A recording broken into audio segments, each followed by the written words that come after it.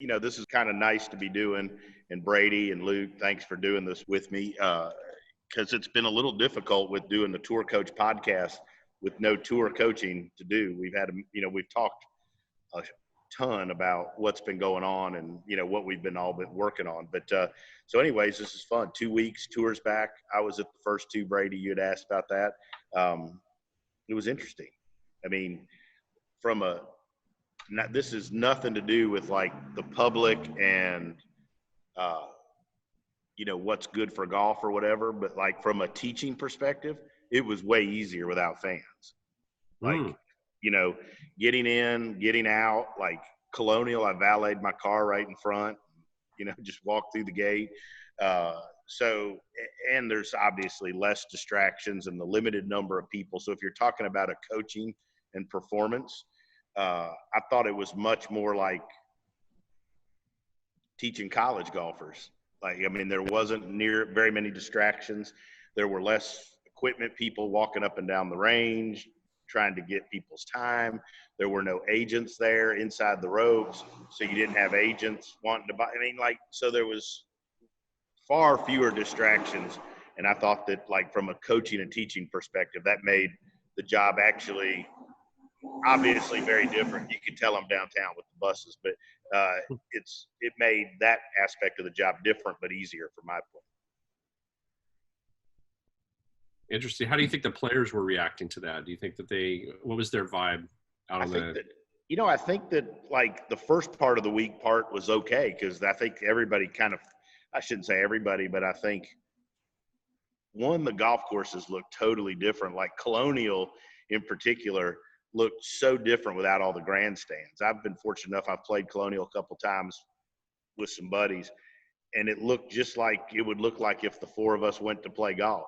You had some of the stuff and tees and all that, but I don't know. It was just different. It was cool because you could see the whole golf course, and you actually had to look for golf balls. There weren't people that were keeping them from bouncing out of bounds. So, but back to your question, but then I think on the weekend stuff, I heard Ryan Palmer interviewed, and I know some of the guys, like, there was no energy to feed off of coming down the stretch that you normally would get going if you were, if you started out 4 under through 6 holes or something and had it going. There wasn't any energy when somebody changes a score on the scoreboard. Because nobody, it's just the players. So certainly less energy and less fun for the players during the week. But I think from a teaching and coaching perspective, the first part of the week was actually maybe better for the players. Interesting. Yeah, I was curious to hear about that. Lucas had a great week this last week at Hilton Head. Did you hear that? Did he mention anything about that of how, I think he got off to a really good start yesterday or something like that? But birdied his first 2, and he didn't really mention anything about that. He's played solid golf the first 2 weeks back. First week made 4 doubles and finished 26. So I thought that was, if you make 4 doubles and finish 26, I think you played pretty good. Other than that, his ball striking stats were good. He's changed and gone back to left-hand low putting versus using the arm lock. And, his putting stats were good. Have improved.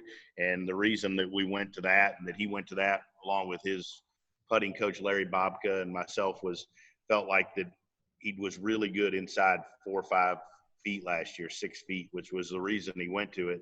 But speed control from 15 to 20 feet, which when you're a great ball striker, you give yourselves a shitload of 15 and 20 footers.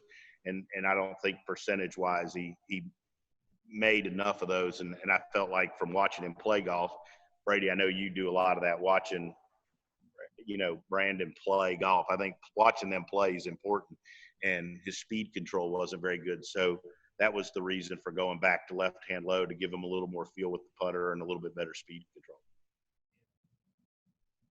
I agree. I had a question based on that, because I know when we were at Frederica, when was that, back in March, beginning of March? Yeah. You were on the golf course. Wasn't that like a week or 2 before the world shut down? 100%. And it feels like a decade ago now. But Luke is like 50 pounds lighter. I swear, I'm looking at him in the screen. No, he's This is the half he a went human. back in time. We have the 15-year-old Luke is on board here today. My Yeah, God.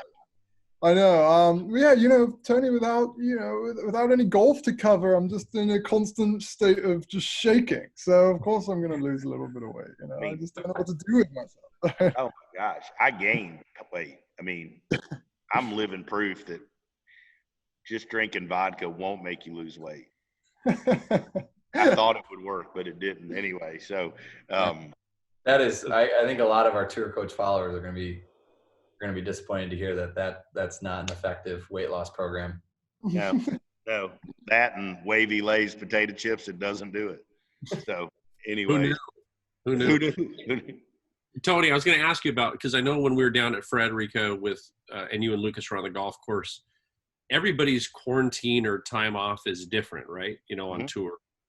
So Brandon's in Scottsdale. He has games with, you know, like Chez Reavie and Streelman and all those guys all the time.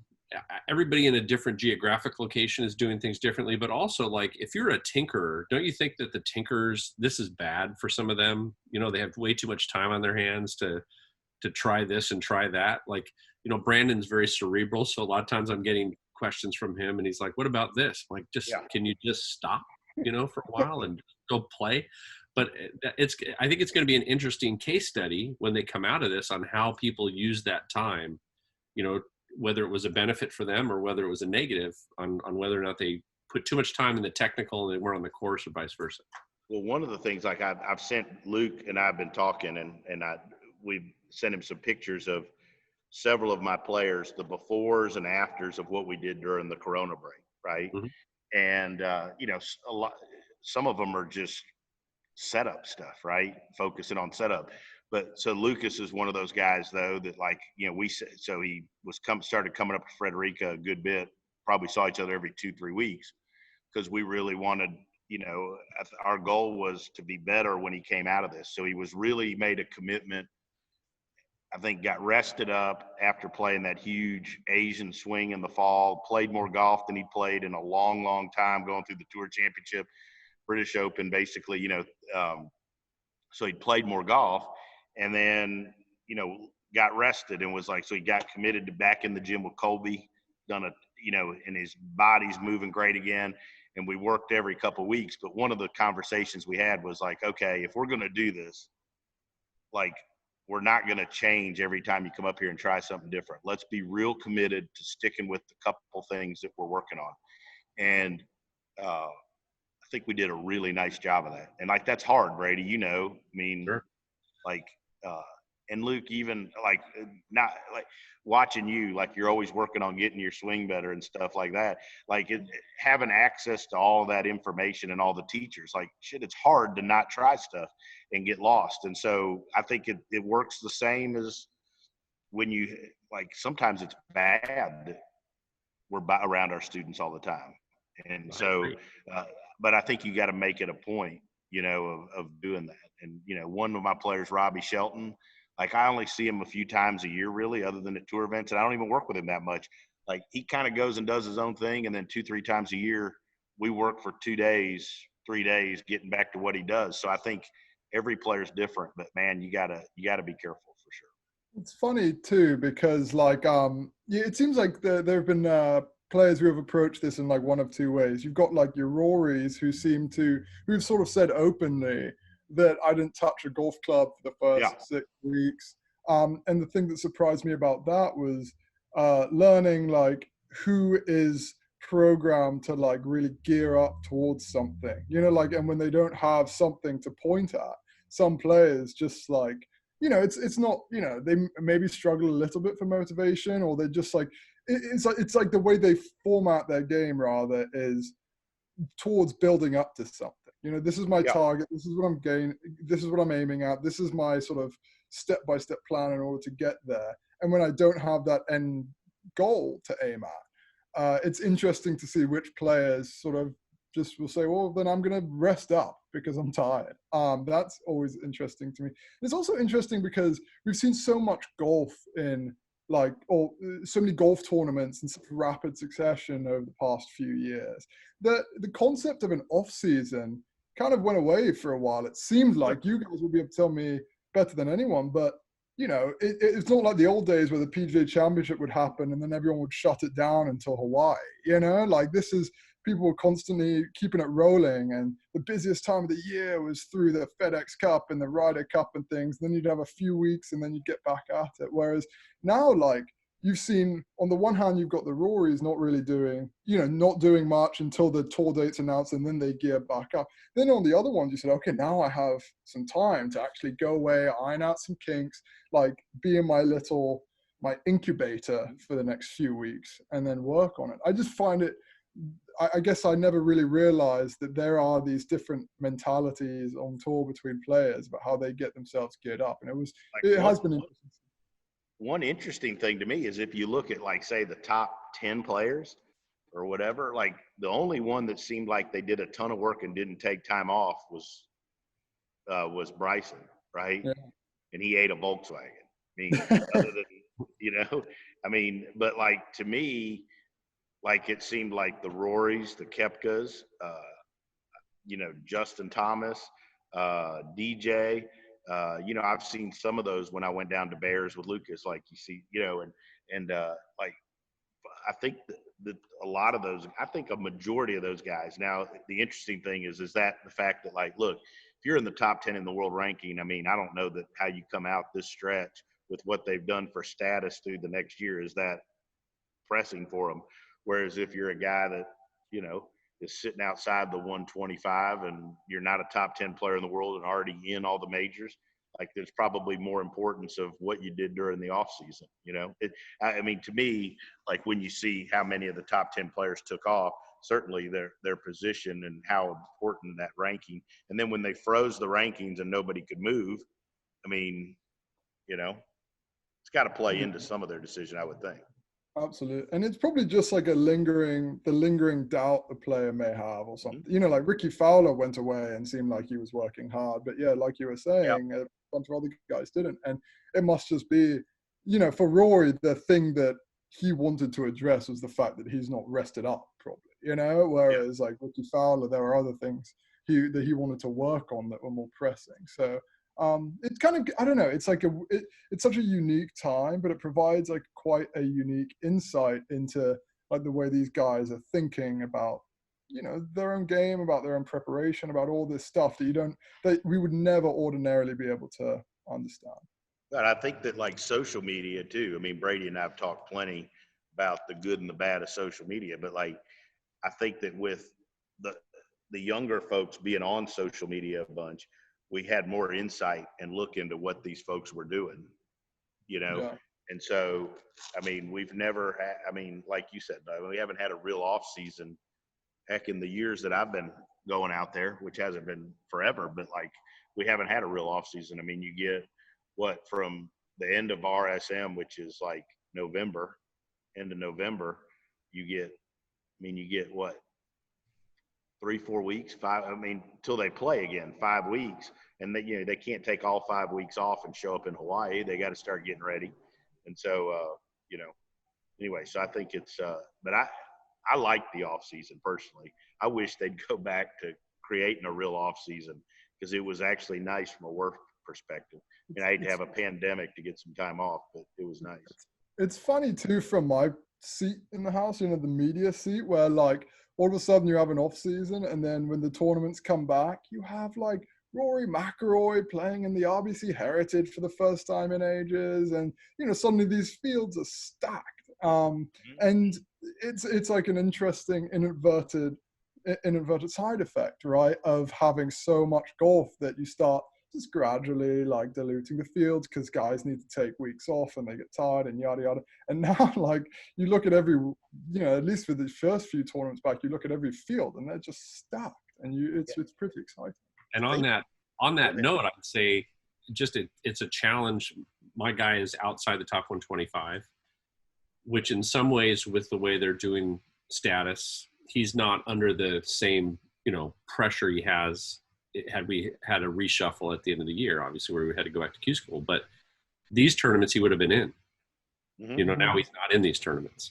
Mm-hmm. So like, he's going to Utah for the Corn Ferry this week before he goes and finally gets into some PGA Tour events. and obviously it's his thing. He's got to play well to get into those events, but each part of it is interesting. You have the good players, all of a sudden, or the top 10 players, they're all in the fields they never would have been in before. But then those guys that are 125 to 150 that need those events, they can't get in them. So then where do they go? And everything's just thrown up in the air, and it's really interesting. I think it'll be interesting to see kind of who is really ready to go that's on that other end of the spectrum. Like if you're not getting events, everybody had an X amount of time off. Well, the guys that are on the bottom, they just had another 3 weeks off. Mm-hmm. Right? Yeah, they didn't go. They're not in that. They're not in RBC. So they're not in this week. So there's 3 more weeks off before they finally get back at it. So it's tough. It's tough staying sharp when you're away from competitive golf for 3 months.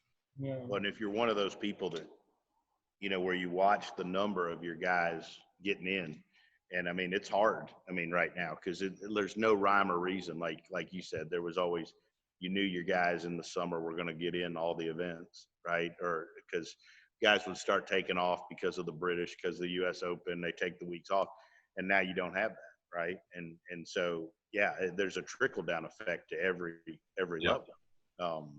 It's going to be interesting. Greg always, Dr. Greg Carton, quote from him here, but always talks about, how we need to be willing to get uncomfortable, because we're never necessarily going to get comfortable. So don't always be chasing after that, right? And now more than ever, people are having to get uncomfortable with new schedules, new ways of practice, all these new things. So it is, there's that whole other aspect as well of, the mental game has changed for everyone too. Everyone's uncomfortable.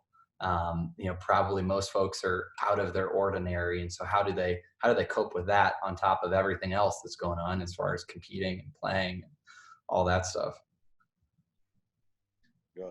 I just think, like, I've had to learn to use other ways to coach that I wasn't very good at. Technology. I tried to challenge myself at the beginning of this to be a better teacher when I came out, and be in a better place as a teacher and in a better place business-wise. So I knew I had to learn how to do stuff with like online lessons and things that I traditionally suck at. Right. And not only do I suck at, but I didn't even enjoy doing. So I've challenged myself to get better at that. And I think I think it's helped though, I think I'm doing a better job when I get lessons from people, videos at analyzing them and spending time coming up with things, filming myself on my back porch with a club, showing somebody stuff. So I think the people that are really good at teaching, and Luke, you've got 100 of them that you recognize. Like, I think that the best teachers will rise to the top in these situations, because they're the best, to me, always are thinking outside the box, pushing themselves to get better. And I did a hour FaceTime lesson with Luke Guthrie the other day, with Jackson also on the line. So there were 3 of us. I don't even know how we did this, but watching him hit balls for an hour, and he went away, and he thought it was one of the best sessions we had. Whereas, like, I don't know that 6 months ago I would have ever tried it, nor been worth a damn at doing it. Yeah, it's interesting. I do want to, I guess, like, ask the flip side of the question to you and Brady, because it reminds me, this whole period has reminded me of something that Brandel Chambly thinks and says and has mentioned. He was speaker at our Top 100 Teachers Summit, and he might have brought up there, I can't remember. But anyway, he just thinks that the modern golfer is so dependent on coaches. Like, it's just to a real degree that it inhibits their own talent, is what he calls it. I'm quoting Brandel, so don't shoot the messenger here. But I'm curious, like, if A, you guys as coaches think that's true, and B, if so, I guess, has this period pushing them out, in pushing some of your students outside their comfort zone, have they started to think more about their own game in a way that maybe they would have just come to you straight for answers, and now you're sort of having different kinds of conversations with them? I'll go first on that one, Tony. That's a sweeping generalization, and most of the time those are really horrible ways to describe a situation. Out of all the players I work with, there's that spectrum. You have some that are constantly in communication with you, sending you swings, asking questions. And then you have other ones like Tony just talked about, where you don't see somebody for 3 or 4 months. You know, they send you the occasional text message. I don't think anybody in this time is going to change who they are. You know, we've had to adjust a little bit to it, but that I don't think that's true. You know, I think that I don't know that it's any different than it was 10 years ago.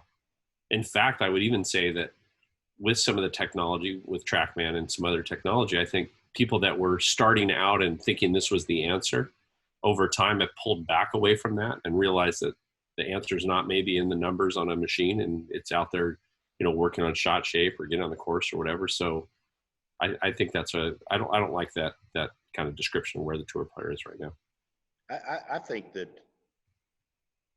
we're far less that way than it used to be. And I think that I'm sure there are teachers that create an environment where they want the student to feel like they need you. But I mean, you know, I think if you can coach the whole game and you do, you know, and you help the student understand what they're working on and why and how to monitor it themselves. Like, I mean, I think tons of great teachers are trying to do that and not make students to where they're solely dependent on us anymore. I mean, you can't tell me that, you know, Randy Smith or Butch Harmon create situations where the guys are dependent on. Well, is the ultimate goal now to do what Justin Rose just did, and, you know, kind of go out on his own and just, you know, own his swing? I mean, that's kind of the flip side of that, right? Of where he worked with Sean Foley for so long, and now he's just kind of doing his own thing. Yeah. I think so. Yeah, go ahead. I was just gonna say, I think there's no reason not to have somebody you trust. Right. Maybe you don't go back as much as you used to, or it's not as in-depth a conversation because you guys have squared things away as time moves on. But I would consider myself a failure if I had a player that constantly had to come back to me and didn't know what they were doing. I'm not doing what I'm supposed to do. I mean, it should be that as time moves on, I'll use Brandon as an analogy because we started working at 13. He's almost 30 now. You know, we've been together a long, long time through all of junior golf and at Cal and all when he's getting his baby, the whole deal. A long, long time, right? And as time moves on, when we first started, I told him, this is how you tie your shoes. You know, this is what you do in the practice round. You know, I mean, everything I did with him, you know, the towel goes this way on your bag. And now I work for him. You know, like I am definitely the employee. And he's like, you need to be here at this time. Okay, yes, sir.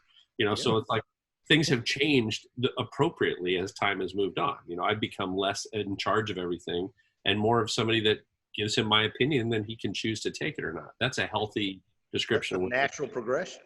It should be like that. I would hope so. You know, even with my own daughter who's playing college golf now, like as time moves on, in the beginning, I was really helping her with everything. And now, like one of the first round she shot under par in college golf, she had a 4-footer on the last hole. And I walked on the green to help her, you know, because I coach at the college with her. So I'm walking on the green, I'm getting ready to read it. And she goes, I'm good. You're good. Go ahead. Just get the heck out of here. And she putted herself. It's perfect. That's exactly what should be happening. So. No, oh, sorry. Go ahead, Tony.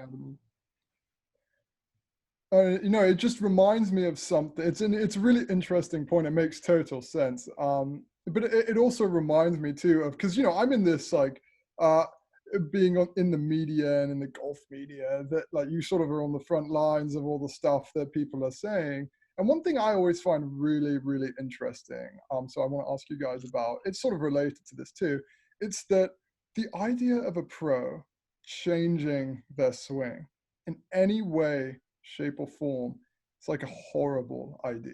Like to so many golf fans, you know, they like, there's just this instinctive, like, why would you change it? It's working. Why would you change it? It's working. And then if it doesn't working, the only correct change is going back to whatever you did before, undoing some change. I use the analogy, speaking to you guys, that, you know, you could have a great car, but if you don't change the oil on that car will eventually just explode, right? I kind of reckon the golf swing seems like it works the same way. But I'm curious, like, I would love to hear, what do you guys, you know, do people ask you about that? And if so, and if like, you know, this is just coming via me. Like, when somebody says, why would anybody try changing their swing? It's so stupid. Like, just could you perhaps give some insight into that? Like, are they constantly working on their swing, or why would any pro decide to change something that's gotten them to the PGA Tour, period?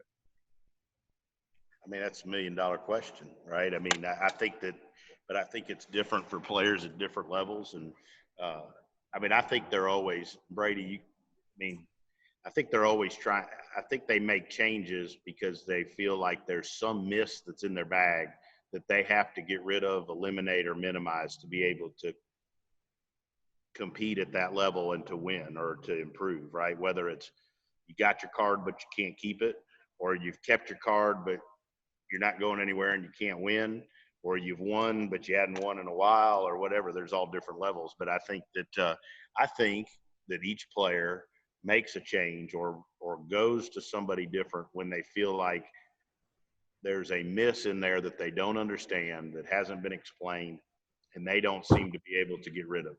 I mean, that to me is kind of the short version of why tour players make changes, right? I would agree with you, Tony. And I think like sometimes they make bad decisions, Luke. Like, For sure. I had a guy who was I don't want to say his name, but he was the #1 overall driver in the world for 2 years, hitting a fade, and he was hell-bent on hitting a draw. And I'm like, why would you do that? You're already the best driver statistically on earth. Why would you choose to change the shape of the shot? Well, I want to draw it. And I told him, well, I'm not going to help you draw it. So he went and worked with somebody else who tried to help him draw it. And then he lost his card. And then he came back to me, and we're in that pickle, right? Like, how do I get him back to where he was?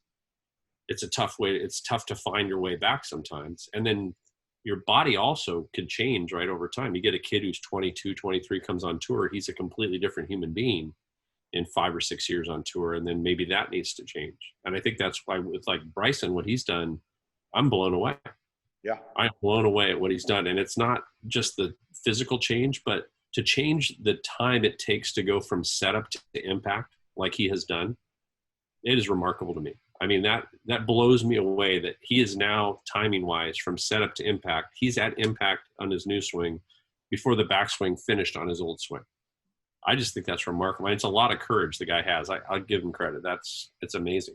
No question. And it's interesting because like Bryson is one of the reasons why I asked, because I have like almost yet to hear, or like it's an unscientific thing, but when I look at the way golf fans react to certain swing changes, I just like can't really think of one that people are like, yeah, good change, good. I'm happy they made it. Like people still think Tiger shouldn't have changed in 2000.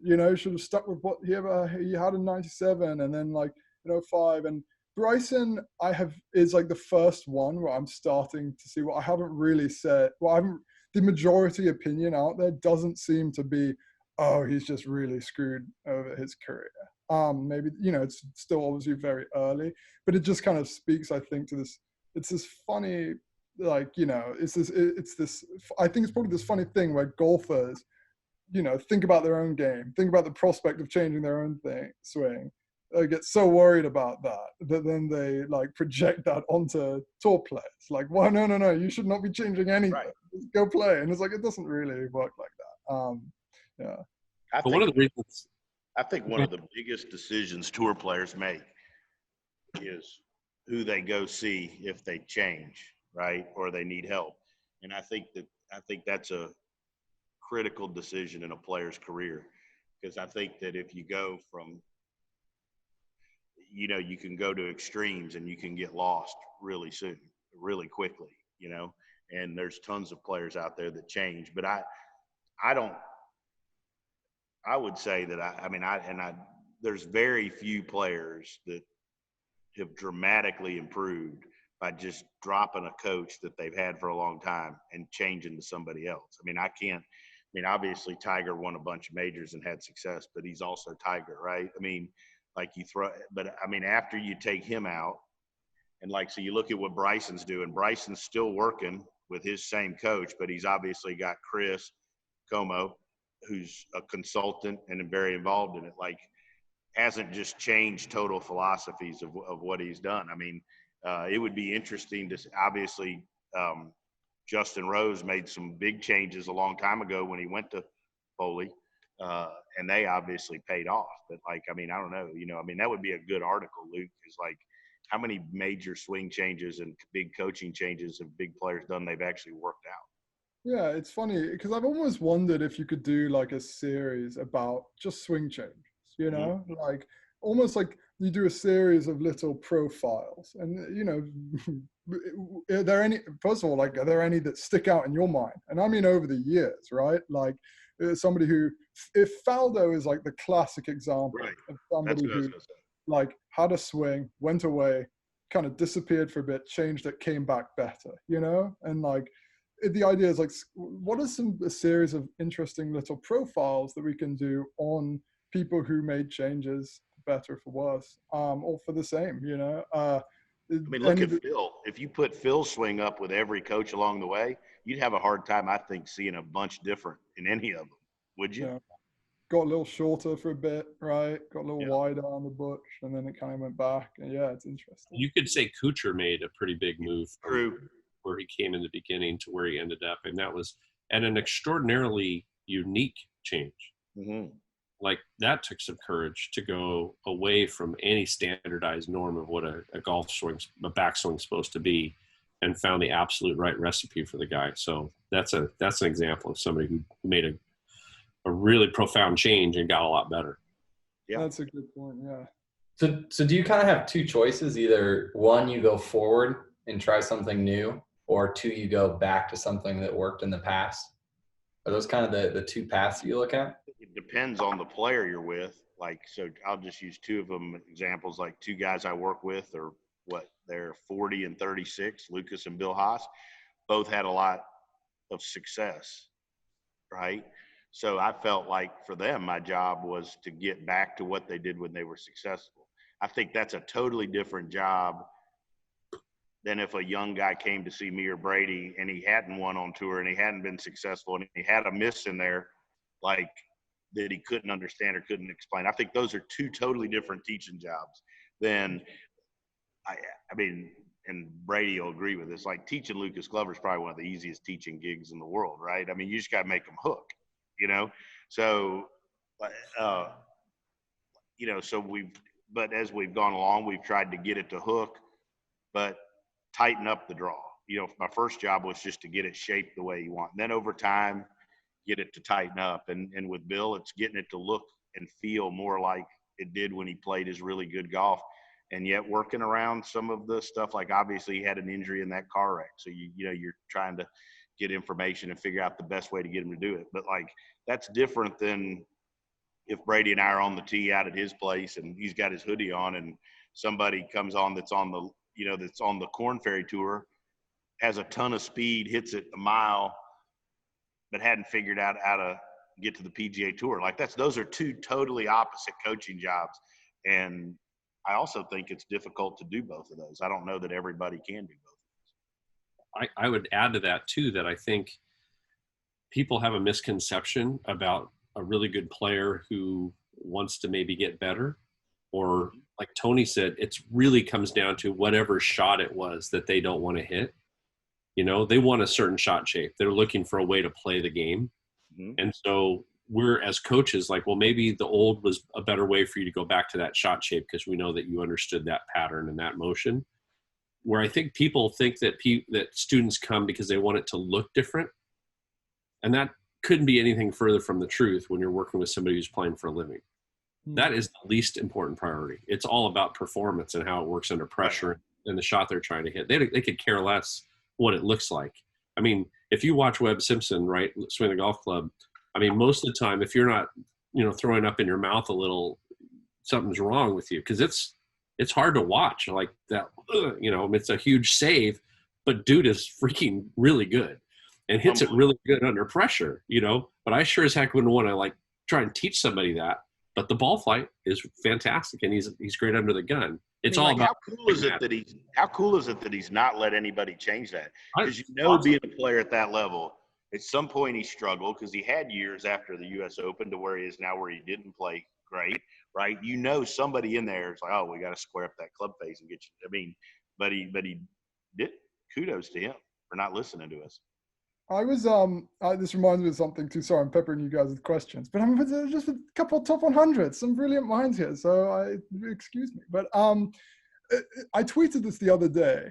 But do you think amateur golfers or recreational golfers like Cordie and I care more about how things look than pro golfers? And if so, why? Yeah, I do. I mean, I think that with all of the stuff on the internet now, I think the average, and I don't not gonna use the word average golfer, but recreational golfer, a golfer that's struggling, I think that they look at lots of videos, lots of stuff from you on social media, and they see what things are supposed to look like or what we tell them is supposed to look like.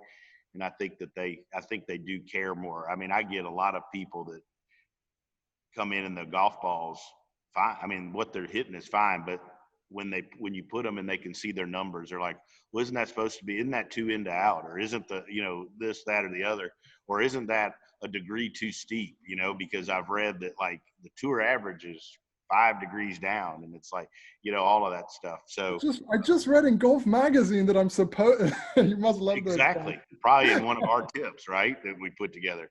But so I do think that. I agree with you. I mean, Brady, I'd like your opinion on that, but I think that more whereas to me, not all of the tour players, but a huge portion of them, if it's the shape they want and it's real solid and it goes where they're aiming, that's really all they care about, because that's how they make their living.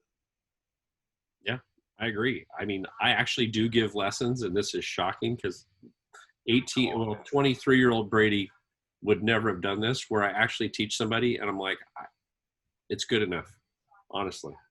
You just can't score. We got to figure out why you can't score. And well, it doesn't, my elbow's a little, I'm like, honestly, it's good enough. You hit it, your 7-iron goes 165 yards. PGA Tour average is 173. You're 47 years old and you have worse flexibility than me, which is hard to imagine. You have a pretty consistent ball flight. It's good enough. You're shooting 88 because of some other reason than your left elbow is not, straight or some ridiculous. Exactly. I think people just, and this is something I know Tony and we like to do these camps because we get to hang out and talk about people performing better, and playing better rather than looking better. But I think you're right. I think people they're looking for love in all the wrong places, It's just, it comes down to if you want to score, man, it's about scoring. And if you've got a good enough contact on the face, you hit it at a decent distance, your bad shot's not that bad, your scoring problems have nothing to do with how it looks. You just can't play. Well, I mean, I love those sessions sitting around with you talking about stuff. But, yeah, I mean, I don't know. I just think that teaching pros and amateurs is different, right? I think I try to give a lot of the same information, but I think in some ways the amateur golfers are less realistic than the tour players, which shocks me to say that, but it's true. I think sometimes tour players have a better understanding how much work it takes to get stuff changed or to be good, right? And I also think one thing that I think that the majority of tour players have a better understanding of is how important it is setup stuff and things like ball position. And I think where you aim is important, and a consistency and a baseline of knowing that. To me, it's harder to get average players or club level players, recreational players to understand the value. I agree. You actually, the grip may be important. Grip might be important. Yeah. It is funny you mentioned that because, so many tips that teachers will give us will be setup oriented, as they should be, because a good teacher knows that's where right. So many things start. But then, the person on the other end, often, to your point about sometimes they're less realistic than a tour player, that's not always what they're looking for. Weaken up your grip a touch, or your stance is a touch closed, or your shoulder. They're almost not looking for something that simple. It's almost like it takes an extra layer of convincing them, it seems. And Cordie, I'm curious if you get any of this too. It's like you almost need to convince them how important the setup and the grip and things are in a way that you don't necessarily have to when you say like, oh, your takeaway is a bit whatever. So yeah, it's always interesting. I think the thing you got to be able to do as a teacher to help a recreational player is in a short period of time, you got to be able to change the ball flight, to change the shape or the solidness or whatever to what they're looking for to get them to buy in. I mean, I think if a guy's a slicer and he doesn't hit, and he swipes it, cuts right, and you can get him to hit a draw, a ball that curves right to left, whether it's through his grip, ball position, setup, whatever it is, then I think they buy into what you're telling them, But if you change setup and you change things and to you it looks on the camera like it's getting better, but the ball's still cutting or slicing, I think you lose. Even if realistically it may be better for them, I think you've got to be as a good teacher when we're talking about recreational players to be able to jump in and change the shape of the ball to fit what the player wants in a relatively short period of time. Do you disagree with that, Brady? No, not at all. I mean, people want to, like, if they're a chronic slicer, not that we've ever taught one of those, but if they are, if that's who they are, they want to see it not do that, Mm-hmm. And it really does become important for us to change it quickly. I find then the next thing is like, it's okay to be on the other end of the spectrum and hit some serious right to left shots along the way. That's very positive, because it's different. It doesn't mean they're going to score better. And that's the conversation, as a teacher, I want to have with them. Like, we're changing the ball flight. It may not be a better performance right away, but we got to change the shape. And Right. then it comes down the road. Like, I can't tell you how many times this happens where I'll have somebody on a range and they're hitting, 150-yard shot, and they'll hit it 6 or 7 steps offline, and then they're all pissy about it. And it's like, you just want to say, you are aware that that's like inside the PGA Tour average, right? Yeah. Oh, yeah. You do know this. And then you ask the question, what's PGA Tour average from 100 yards? And it's always, 8 feet, 10 feet. Like, no, it's 18 and a half feet. So maybe you shouldn't be so hard on yourself because, you're not actually as bad as you think. And then they have no ability to like talk to themselves in a positive way when they play. And so all of that has nothing to do with the technical change. It has to do with the performance aspect, but it's not sexy. That stuff's not sexy. It's not sexy, to talk about not being crappy to yourself on the golf course. And but Luke, it really, that health challenge is like some of the stuff that probably could help people probably isn't very sexy for an article or what, what I mean? Like things some people, but it goes back to like, what are people looking for? Like, I mean, do they want it to look perfect or they just want the ball to go better? And do they want to hit it straighter or do they want to shoot lower scores? Like a lot of, I don't know that, but that's not y'all's fault. I don't think, because I think a lot of people want sexy, crazy new information that's going to dramatically change their game after they read one of your social media posts. Right. hey, Yeah. Luke, I got a huge article idea. Let's hear it.